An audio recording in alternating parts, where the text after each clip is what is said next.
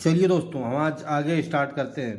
हमारा practice set पहला चल रहा था मैथ का, एनटीपीसी ग्रेजुएट लेवल के लिए। Question number 10। चलिए दोस्तों, हम देखते हैं क्वेश्चन नंबर 10 को। कह रहा है कि एक लगेज बॉक्स का आयाम 80 सेंटीमीटर, 60 सेंटीमीटर और 40 सेंटीमीटर है। बॉक्स को कवर करने के लिए कितने वर्ग सेंटीमीटर कपड़े की आवश्यकता होगी? क्या कह रहा है कि बॉक्स को कवर करने के लिए कितने वर्ग सेंटीमीटर कपड़े की आवश्यकता होगी। दोस्तों, हमें पता है कि ये बॉक्स जो है घनाभ के आकार का है। इसमें इसकी लंबाई दी हुई है, चौड़ाई दी हुई है और ऊंचाई दी हुई है। हमसे घनाभ का संपूर्ण पृष्ठ पूछ रहा है। क्या क्या दिया हुआ है दोस्तों? चलिए दोस्तों, हम कर रहे हैं इसको 10 नंबर सवाल को।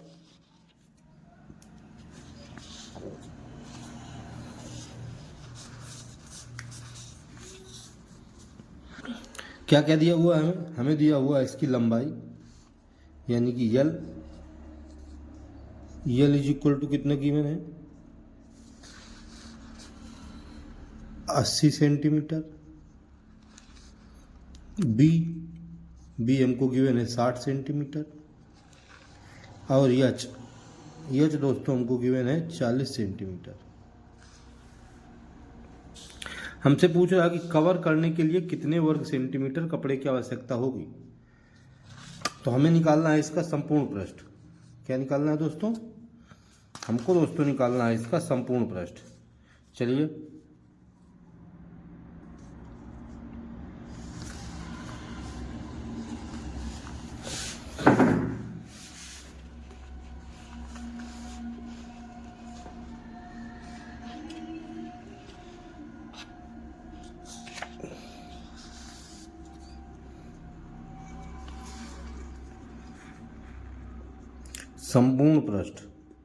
संपूर्ण पृष्ठ क्या होता है?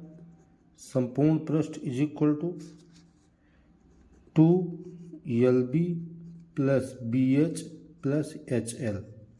ठीक है, चलो हम लिख देते हैं यहाँ पे 2L की वैल्यू 80 गुणे B की वैल्यू 60 प्लस B की गुणे 60 इंटू H की वैल्यू 40 प्लस H की वैल्यू 40 गुणे L की वैल्यू 80।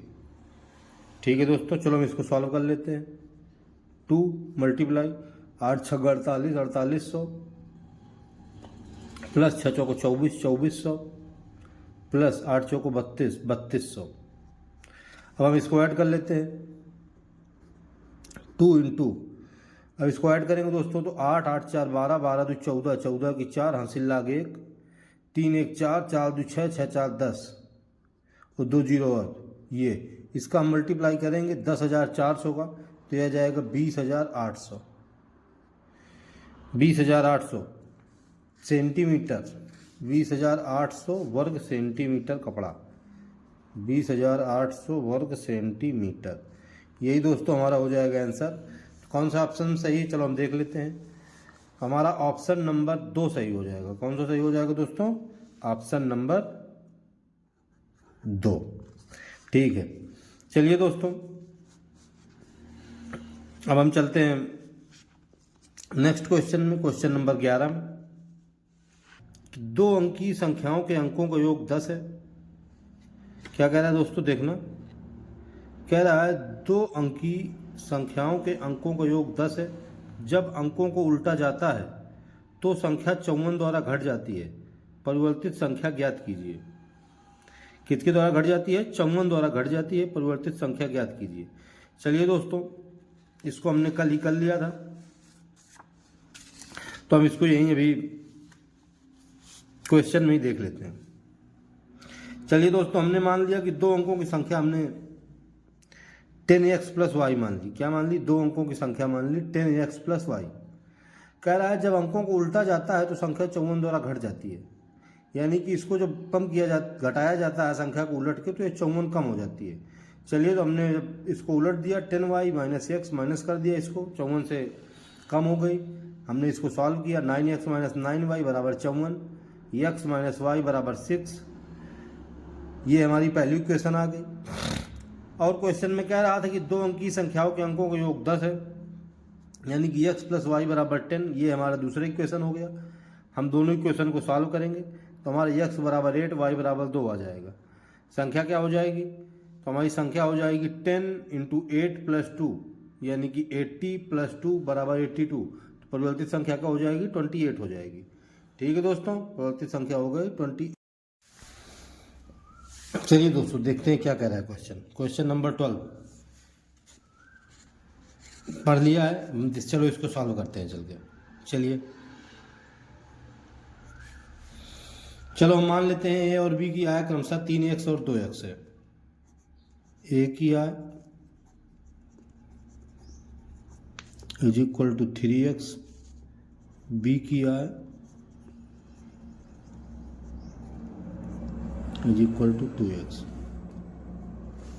ठीक है, हमें दिया हुआ कि उनका व्यय 10,000 और 14,000 और 10,000 है। यदि ए 4,000 रुपये की बचत करता है, व्यय क्या होता है, आय जितनी है उसमें से जो खर्चा कर दिया जाए और उसके बाद जो बचता है वही हमारी बचत है। तो ए का व्यय कितना है, ए का व्यय है 14,000, इसलिए ए की बचत,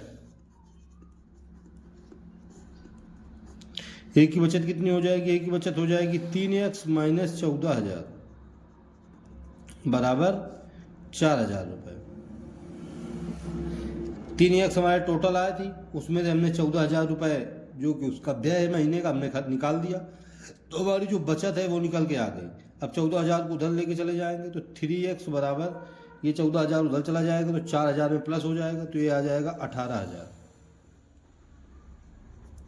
अब x की वैल्यू यहाँ से निकालेंगे तो x की वैल्यू यहाँ से आ जाएगा 3 6 जा 18 यानी कि 6,000 रुपये। अब x की वैल्यू अगर 6,000 रुपये आ गई तो हमसे पूछ रहा है कि b की बचत कितनी होगी। x की वैल्यू निकल के आ गई 6,000, b की बचत पूछ रहा है। b की आय है 2x यानी कि b की आय कितनी हो जाएगी, b की आय हो जाएगी 6 दूनी 12,000 रुपये, 2 गुणते 6,000, तो बी की आय हो जाएगी 12,000 रुपये।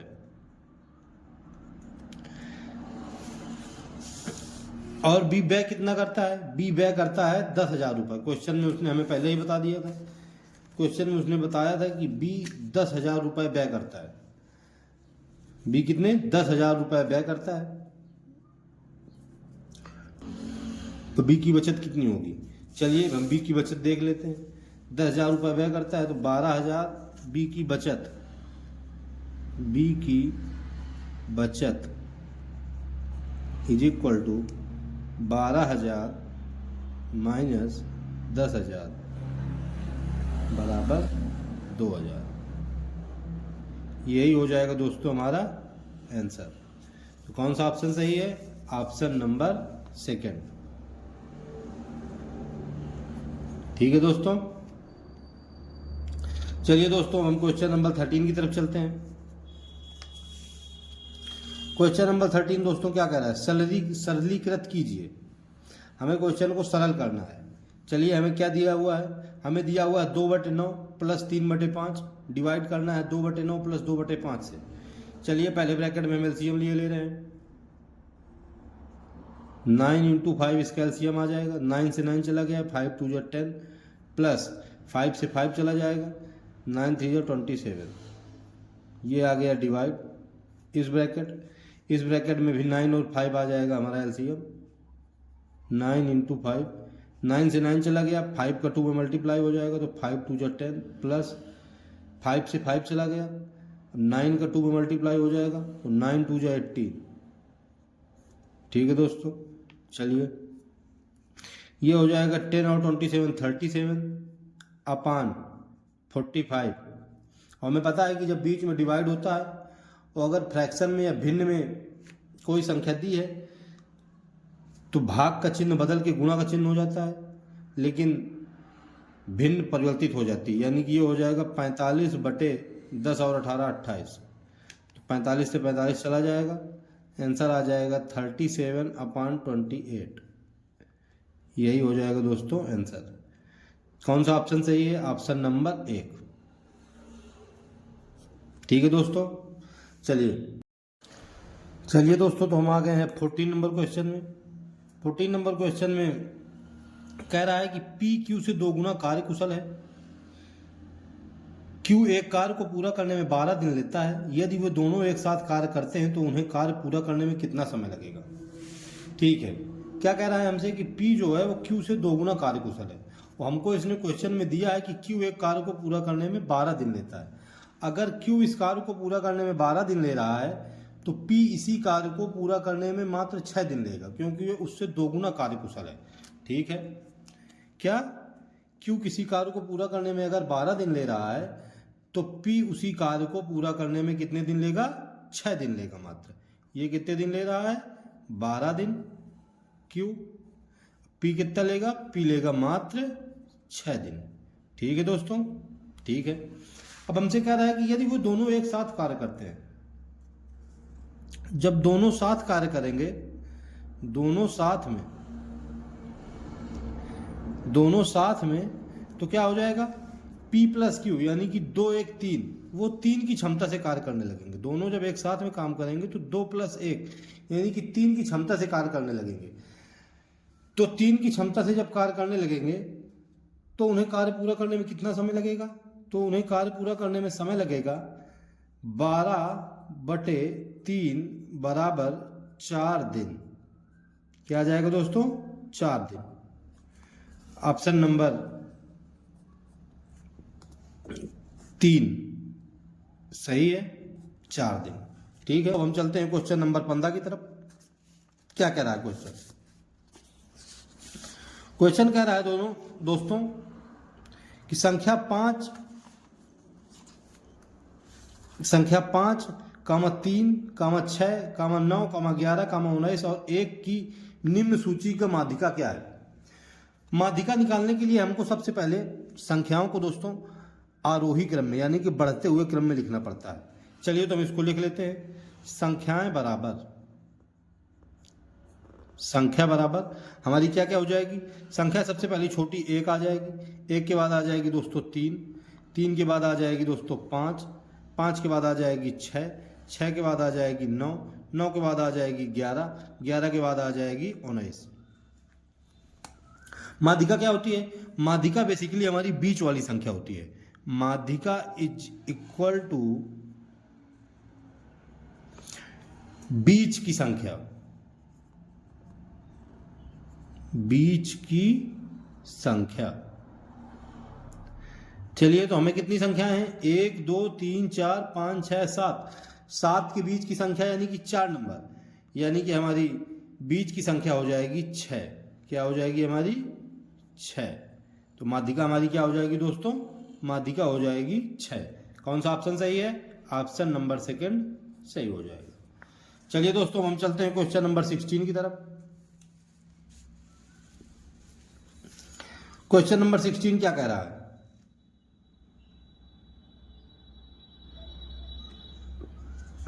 क्वेश्चन नंबर 16 कह रहा है ए ने बी को 15% के लाभ पर एक खिलौना बेचा और बी ने इसे 20% के लाभ पर दोबारा ए को बेच दिया।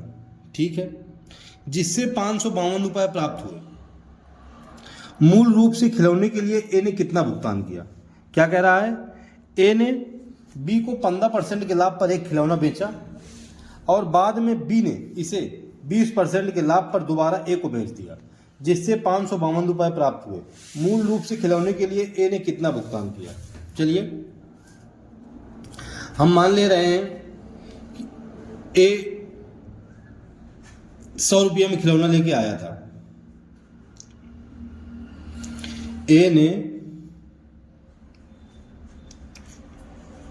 खिलौना खरीदा इक्वल टू 100 रुपये। ठीक है, अब उसने बी को 15% के लाभ पर यह खिलौना बेचा है। बी को बेचा बराबर कितने, 15% के लाभ पर। तो कितने रुपए का हो गया, 115 रुपए का। 115 रुपए का बी ने ए ने इसको बेचा। बाद में बी ने इसे 20% के लाभ पर दोबारा ए को बेच दिया। कितने? 20% के लाभ पर दोबारा ए को बेचा, दोबारा ए को बेचा, बराबर 115 रुपए का खरीदा था, कितने में बेच दिया? 20% के लाभ पर, यानी कि 120/100। ठीक है दोस्तों, 0 से 0 चला गया, 5 दूनी 10, 5 दूनी 10, 1 बचा, 5 तिहाई 15, 2 छक्का 12, यानी कि यहाँ से आ गया 23 × 6, यानी कि मल्टीप्लाई कर देंगे तो 6 तिरका 18, 6 दूनी 12, 1 13, 138 रुपए का। कितने रुपए का? 138 रुपए का। 138 रुपए का उसने इसे दोबारा बेच दिया। 138 रुपए प्राप्त हुए। 138 रुपए जब दोबारा ए को बेचा बी ने, तो उसने 138 रुपए का बेचा। और क्या कह रहा है कि जब ए को बेच दिया तो उससे 552 रुपए प्राप्त हुए। 138 और 115, 138 में 115 माइनस कर देंगे तो 552 के बराबर हो जाएगा, यानी 23 की वैल्यू 552 के बराबर है। 1 की वैल्यू निकल के आ गई 24। तो हमसे पूछ रहा है कि मूल रूप से खिलौने ने ए के लिए कितना भुगतान किया। मूल रूप से खिलौने के लिए ए ने 100 रुपए का भुगतान किया था और 1 की वैल्यू है 24, यानी कि 100 की वैल्यू आ जाएगी 24 रुपए। ठीक है दोस्तों, 1 की वैल्यू आ गई 24 रुपए। चलिए अब हम दोस्तों चलते हैं क्वेश्चन नंबर 17 की तरफ। क्वेश्चन नंबर 17 कह रहा है, एक तार जब एक वर्ग के रूप में मोड़ा जाता है तो यह 484 वर्ग सेंटीमीटर के वृत्त 484 वर्ग सेंटीमीटर के क्षेत्र को घेरता है। यदि समान तार को एक वृत्त के रूप में मोड़ा जाता है तो इसके द्वारा संलग्न क्षेत्र कितना है? क्या कि जब तार को पहले एक वर्ग के रूप में मोड़ा जाता है तो यह 484 वर्ग सेंटीमीटर का क्षेत्र घेरता है। यदि समान तार को एक वृत्त के रूप में मोड़ा जाता है तो इसके द्वारा संलग्न क्षेत्रफल ज्ञात कीजिए। ठीक है, हमसे वृत्त का क्षेत्रफल पूछ रहा है और हमें वर्ग का क्षेत्रफल दिया हुआ है। वर्ग का क्षेत्रफल हमें पता है क्या होता है। वर्ग का क्षेत्र बराबर होता है भुजा स्क्वायर। वर्ग का क्षेत्र में कितना दिया है? वर्ग का क्षेत्र में दिया है 484 बराबर भुजा स्क्वायर। तो यहां से भुजा की वैल्यू कितनी निकल के आ जाएगी? भुजा बराबर निकल के आ जाएगी 484 किसका वर्गमूल होता है? 22 का। भुजा की वैल्यू निकल के आ गई 22, यानी कि ये क्या है कि आर की वैल्यू है। आर की वैल्यू कितनी निकल के आ गई? 22। ठीक है, कह रहा है समान तार को एक वृत्त के रूप में मोड़ा जाता है। वृत्त के रूप में मोड़ा जाता है तो वृत्त के रूप में अगर तार को मोड़ा जाएगा,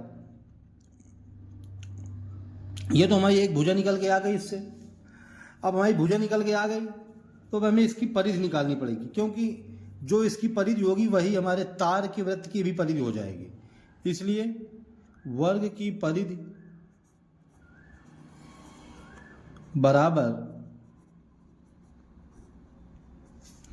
वृत्त की परिधि बराबर वृत्त की परिधि। ठीक है, वर्ग की परिधि हो जाएगी 4 × 22 बराबर वृत्त की परिधि होती है 2 × पाई × r। ठीक है, 4 × 22 बराबर 2 × पाई की वैल्यू 22/7 इंटू r। 22 से 22 चला जाएगा, 2 से 2 दूनी 4, r की वैल्यू निकल के आ जाएगी 7 दूनी 14 सेंटीमीटर। r की वैल्यू कितनी आ गई? r की वैल्यू आ गई 14 सेंटीमीटर। अब हमसे पूछ रहा है कि इसके द्वारा संलग्न क्षेत्र, इसलिए वृत्त का क्षेत्रफल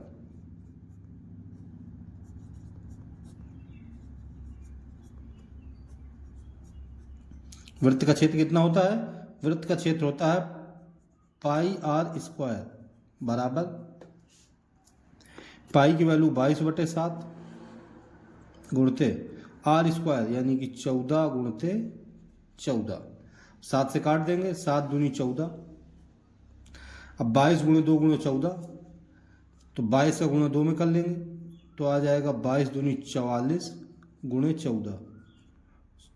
अब 14 का मल्टीप्लाई कर दीजिए, 14 का 14 14 28 14 14 56 56 की 6 कह दिया आया 5, फिर 14 चौको 56 56 5 61 616 वर्ग सेंटीमीटर। ये हो जाएगा हमारा आंसर। कौन सा ऑप्शन है? ऑप्शन नंबर सेकंड, 616 वर्ग सेंटीमीटर, ऑप्शन नंबर सेकंड, ये हमारा हो जाएगा आंसर। ठीक, क्वेश्चन नंबर 18 कह रहा है 20% वार्षिक दर से 2 वर्षों में 4000 रुपए की राशि कितनी होगी यदि ब्याज वार्षिक रूप से संयोजित है। क्या कह रहा है? 20% वार्षिक दर से 2 वर्षों में 40,000 रुपए की राशि कितनी होगी यदि ब्याज वार्षिक रूप से संयोजित है। ब्याज अगर वार्षिक रूप से संयोजित है तो 20% वार्षिक दर से 2 वर्षों में 40,000 रुपए की राशि कितनी होगी, हमसे ये पूछ रहा है। चलिए तो हम इसको निकाल रहे हैं। आर बराबर हमको गिवन है 20%। क्या गिवन है? आर बराबर 20%, एन बराबर 2 वर्ष, और हमें दिया है पी की वैल्यू। पी की वैल्यू दी हुई है 40,000। अब हम फार्मूला लगा रहे हैं जरा। ए बराबर होता है पी 1 प्लस आर अपान 100 की पावर एन। पी बराबर गिवन है 40,000। अब हम फार्मूला लगा रहे हैं ए बराबर पी 1 प्लस आर अपान 100 की पावर एन। ठीक है, हम लिख रहे हैं 40,000 1 प्लस 20/100 के घाते 2। ठीक है दोस्तों, चलिए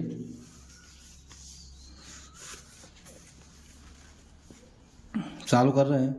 40,000 गुणते ये हो जाएगा 20 पंचे 100, यानी कि 1 प्लस 1/5 यानी कि 5 गुना 5 5 6/5 यानी कि 6/5 गुणते 6/5 2 बार हो जाएगा। काट देते हैं इसको, 5 से काटते हैं 5 8 40 यानी कि 8,000 रुपये, फिर 5 से काटते हैं यानी कि 16 5 80 1600 रुपये। क्या आ गया? ये आ गया 1600 गुणे 6 गुणे 6 36। चलिए इसका मल्टीप्लाई कर दीजिए। 16 छक्का 96, 96 की 6 हासिल लगा 9, 16 का 16 16 32 16 48 और 9 होता है 57 और 00 57,600 रुपये। ये हमारा आ जाएगा आंसर।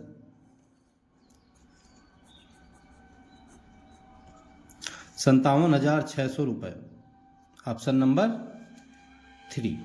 ठीक है दोस्तों।